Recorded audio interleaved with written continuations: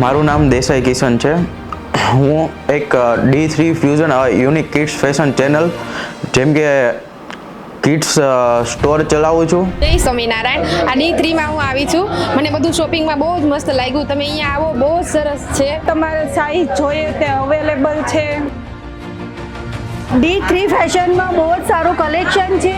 Girls માટે તો એટલી સારી સારી ચોઈસ છે. સ્કર્ટ છે, જીન્સ છે, શોર્ટી છે.